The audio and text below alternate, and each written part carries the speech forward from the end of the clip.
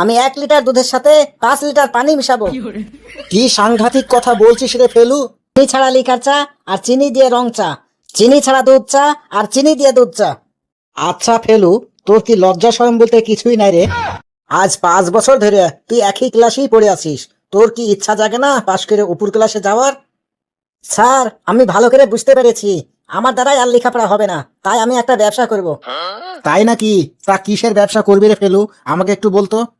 Sir, আমি চিন্তা ভাবনা করেছি আমাদের গ্রামে 4 রাস্তার মোড়ে একটা চায়ের দোকান দেব এবং আমি চায়ের ব্যবসা করে ভবিষ্যতে কোটিপতি হব।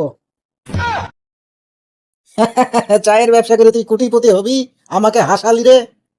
তোর নামও ফেলু, তোর চিন্তা ভাবনাও ফেলু। স্যার, হাসেন না হাসেন না, আমার আগে ব্যবসার প্ল্যানটা শুনেন, তাহলেই বুঝতে পারবেন। আচ্ছা ঠিক আছে, তাহলে তোর চায়ের ব্যবসার প্ল্যানটা বল, আমি শুনি।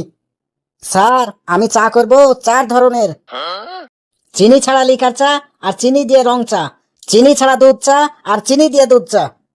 কারণ স্যার, আমাকে তো ডায়াবেটিক্স রোগীদের চিন্তা ভাবনা করেই কাজ করতে হবে। আচ্ছা ফেলু, তোর কি মনে হয় এই চায়ের ব্যবসা করে তুই ভবিষ্যতে কোটিপতি হতে পারবি? কেন পারবো না স্যার? আমি 1 লিটার দুধের সাথে 5 লিটার পানি মিশাবো। কি সাংঘাতিক কথা বলছিস রে ফেলু। তুই তো আর দুধের সাথে পানি মিশাছিস নে, পানির সাথে দুধ মিশাছিস। ওই স্যার, আপনার কথাই হলো, আমি 5 লিটার পানির সাথে 1 লিটার দুধ মিশাবো। কিন্তু স্যার, আমার প্রধান আকর্ষণ থাকবে 1 কাপ দুধ চায়ের সাথে একটা টোস্ট বিস্কুট একদম ফ্রি। তখন স্যার, সব কাস্টমার অন্য দোকানে যাওয়া বাদ দিয়ে আমার দোকানে সে হুমড়ি খেয়ে পড়বে আর আমি 1 বছরের মধ্যেই কোটিপতি হয়ে যাব। কিন্তু স্যার, আমার একটা কথা আছে, কথাটা অবশ্যই আপনাকে রাখতে হবে। চায়ের কেটলি, চায়ের কাপ, চিনি, টোস্ট, দুধ বাবদ প্রায় 5-6 হাজার টাকা লাগবে। এই টাকাটা আপনাকে দিতে হবে। তোকে আমি টাকা দিব? তোকে আমি কখনোই টাকা দিব না। কেন স্যার আমাকে টাকা দিবেন না?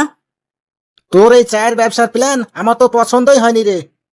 শুন ফেলু, তোকে একটা ভালো বুদ্ধি দিছি, তুই চায়ের ব্যবসা বাদ দিয়ে ওই রানী বাজারে গিয়ে হুন্ডা মেকানিক্সের কাজ শিখা, তাহলে তোর ভবিষ্যৎ ভালো হতে পারে। না স্যার, আমি ওই চায়ের ব্যবসাই করব, যেহেতু আমারই 10 কাপ করে চা লাগে। এই তুই আমার সামনে থেকে এখনই দূর হো, তোর মুখটা আমি দেখতে চাই না।